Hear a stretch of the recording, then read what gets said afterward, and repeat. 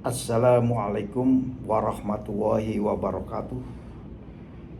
Sahabatku yang saya banggakan, kali ini saya akan berbagi perihal apa itu pengecatan lambung kapal atau pengecatan ulang lambung kapal. Ada painting, ada coating, ada repainting atau recoating pada kapal, ya, pada konstruksi kapal, pada lambung kapal, terutama pada saat kapal tersebut dalam rangka momen yang tepat melakukan pemeliharaan di atas galangan kapal. Nah, pengecatan ini atau pengedokan ini terkait erat dengan kegiatan yang dilakukan oleh Marine Superintendent. Salah satu tugas daripada Marine Superintendent yaitu meyakinkan bahwa pengecatan kapal dilakukan dengan proses yang tepat, ya, proses yang benar, proses yang memenuhi ketentuan. Nah, kali ini saya akan berbagi perihal pengecatan kapal agar kapal itu berkualitas, ada cat yang dipakai berkualitas, agar jumlah cat yang kita gunakan tidak terlalu banyak, agar kapal bisa terawat dengan baik, apalagi pada saat proses pengedokan, ya, dan dilakukan dalam durasi di mana durasinya bersamaan atau waktunya inline dengan pengedokan kapal. Sahabatku yang saya banggakan, bahwa dari catatan kami, kapal itu memerlukan pengecatan dan pengecatan ulang. Ingat, pengecatan dan pengecatan ulang. Kalau pengecatan itu berarti berasal dari base metal, ya. Base metal, dasar dari cat itu adalah base metal atau dasarnya adalah suatu konstruksi kapal, baru dilakukan pengecatan. Kalau pengecatan ulang artinya sudah ada cat yang ada di base metal tersebut, namun dilakukan recoating atau pengecatan ulang.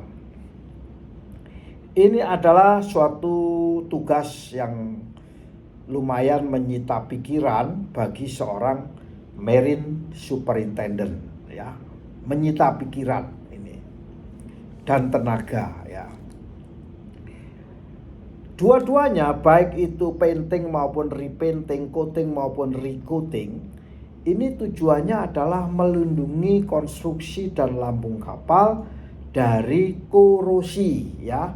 Ingat, dari korosi yang bisa mengakibatkan umur kapal makin banyak korosinya, makin pendek umur kapal tersebut. Makin besar biaya yang dikeluarkan oleh pemilik kapal.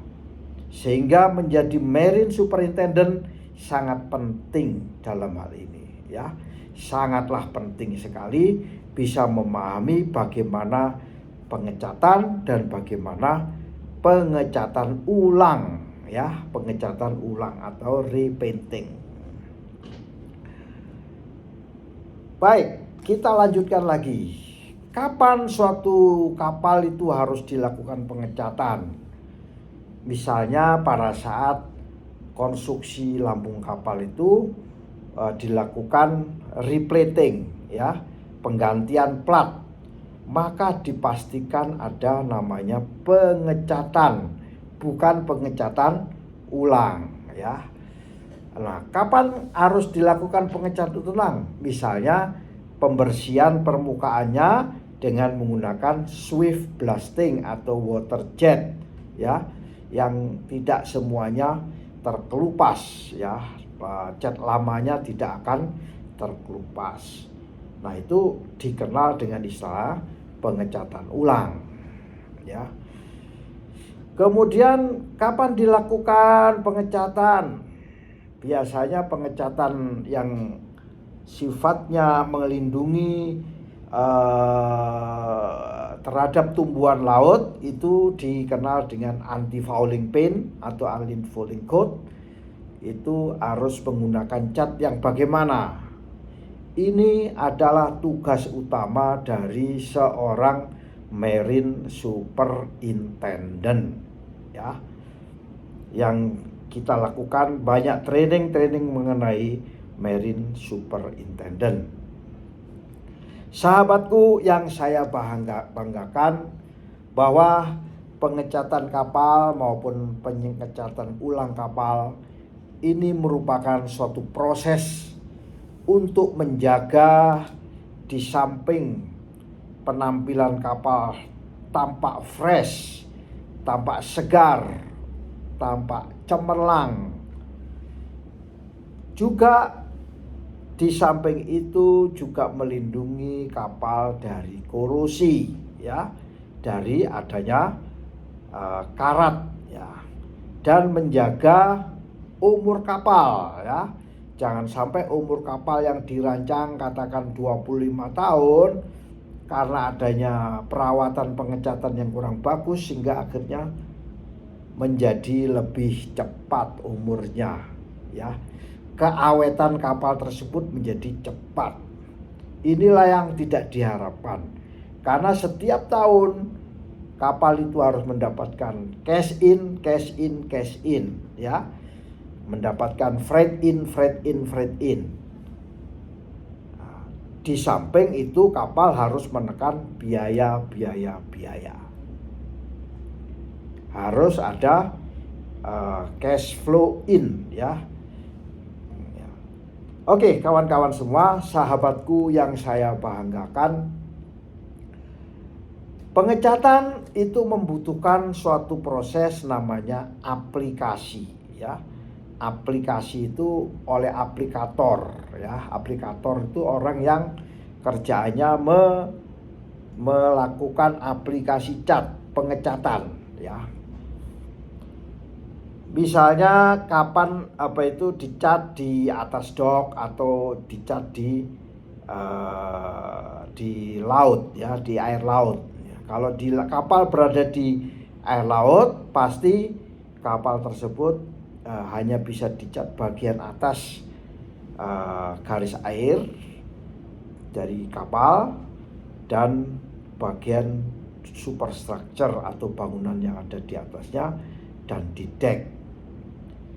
Nah, cat ini harus tahan terhadap air laut. Semua cat marine dipastikan tahan terhadap air laut, ya. Sehingga pemilihan marine coating. Jadi kalau membeli cat harus pakai marine coating.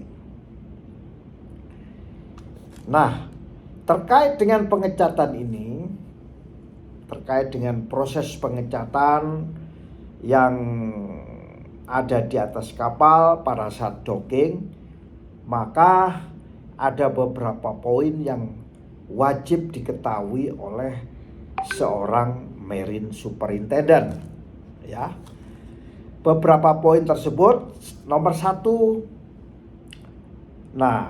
satu, kalau kita mempunyai kapal bangunan baru, maka ada namanya pengecatan awal, initial coating. Makanya menggunakan soft primer atau primer coat, ya. Itu adalah untuk kapal-kapal yang bangunan baru, ya. Nah, kali ini saya sedikit menyinggung kapal yang bangunan baru. Kapal bangunan baru itu dicat dengan namanya protective coating awal. Begitu awal kita salah melakukan pemilihan cat, maka protective coating itu sulit menahan adanya oksidasi, ya, di permukaan konstruksi kapal. Itulah makanya harus hati-hati di dalam memilih galangan. yang bisa melakukan persiapan permukaan untuk dilakukan pengecatan. Karena proses pengecatan harus diikutin sesuai standar daripada aplikator cat ya itu. So kita akan skip yang namanya pengecatan awal, karena pengecatan awal ini biasanya untuk kapal-kapal bangunan baru. Namun poin ini penting ya, terutama bagi kapal-kapal yang dilakukan replating, di mana permukaan permukaan konstruksi plat itu masih telanjang ya, harus dilakukan pengecatan dasar ya, primer coat namanya, anti korosif ya. Baik, apa poin penting dari pengecatan bagi seorang marine superintendent? Poin yang kedua yang wajib diketahui adalah namanya pengecatan rutin. Apa itu artinya rutin ya? Rutin itu dilakukan bisa saat docking, setiap docking dilakukan pengecatan, itu disebut rutin. Saat kapal berlayar misalnya 6 bulan sekali dilakukan pengecatan, itu rutin. 3 bulan sekali dilakukan pengecatan, itu rutin namanya. Atau sebulan sekali dilakukan pengecatan, maka itu disebut pengecatan rutin. Bagi marine superintendent yang ditunjuk oleh perusahaan, maka harus ada di dalam mindset kapan bagian-bagian kapal yang harus dilakukan pengecatan secara rutin. Kapal-kapal yang sudah beroperasi, ya bukan kapal bangunan baru, itu memerlukan pengecatan rutin ya di sebagian dari konstruksi kapal ya. Misalnya yang ada di atas garis air. Ini termasuk bagian daripada pemeliharaan kapal secara berkala ya, secara periodik. Pemeliharaan secara periodik itu harus dilakukan dengan menggunakan pengecatan rutin. Termasuk pengedokan itu termasuk pengecatan rutin. Kenapa? Karena docking sudah pasti tahu jadwalnya. Kawan-kawan semua, terkait dengan pengecatan rutin, tentunya kita harus tahu persiapan apa yang harus dilakukan ya. Misalnya membersihkan, tidak boleh karena rutin di atas kapal akhirnya nggak pakai dibersihkan, dicat aja. Nah itu merupakan satu kesalahan ya, merupakan satu kesalahan. Biasanya dibersihkan dulu permukaannya. Kalau orang kapal istilahnya disopen ya, sopen menggunakan air sabun, dibersihkan, kemudian dilap, dikeringkan. Nah, itu disebut membersihkan permukaan konstruksi kapal yang akan dicat. Ini wajib diketahui oleh seorang marine superintendent. Yang kedua, mengaplikasikan cat. Artinya ini bukan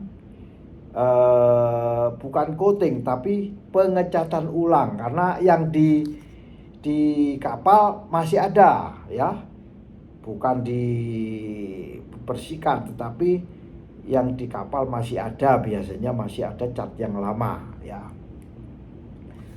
Baik, poin berikutnya yang wajib diketahui oleh seorang marine superintendent adalah semua permukaan yang akan dicat harus dilakukan persiapan permukaan. Namanya surface preparation ya. Surface preparation. Jadi nggak boleh tidak ada surface preparation. Surface preparation ini wajib diketahui oleh marine superintendent. Tingkat kebersihan dan kekasarannya bagaimana? Nanti akan ada sesi tersendiri, saya akan membahas masalah surface preparation. Kali ini saya akan bahas juga hanya membahas topiknya, yaitu surface preparation, merupakan poin yang harus diketahui oleh seorang marine superintendent. Sebelum melakukan pengecatan ulang atau pengecatan pada permukaan kapal, itu harus dibersihkan. Itu salah satu contoh ya.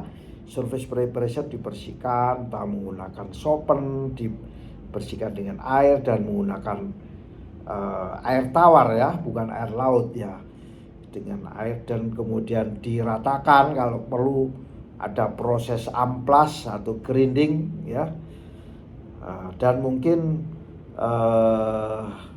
menghilangkan cat-cat lama ya, cat yang lama yang terkelupas ya dari permukaan lambung. Itu biasanya dikenal dengan namanya surface preparation ya. Nah, ini harus diketahui oleh seorang marine superintendent. Poin keempat yang harus diketahui yaitu pemilihan cat ya, cat kapal.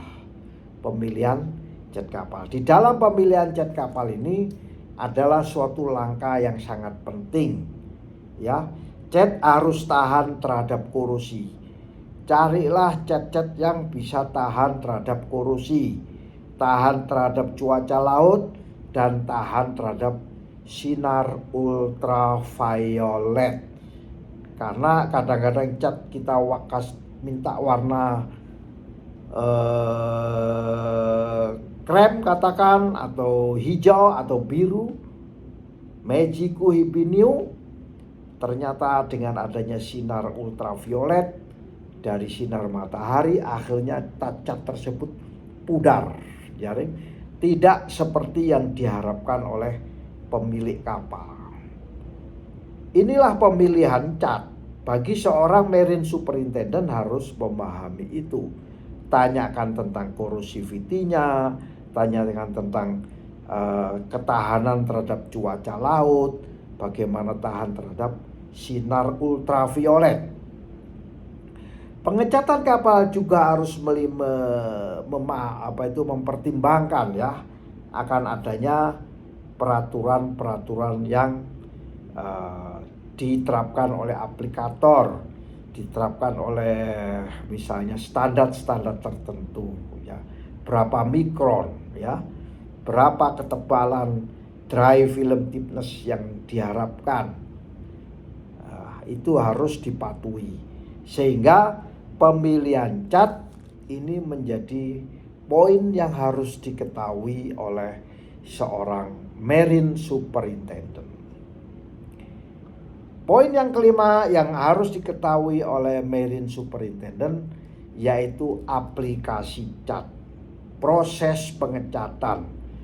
Marine superintendent tidak boleh hanya sekedar tahu apa itu, oh lagi sedang dalam proses pengecatan saat ini, tapi tidak tahu namanya proses pengecatan ya. Proses pengecatan ini dikenal dengan aplikasi cat atau penerapan cat ya. Cat diterapkan dengan metodenya apa ya. Kalau dia menggunakan metode semprotan, spray dengan tekanan tertentu, berapa tekanan kompresornya, berapa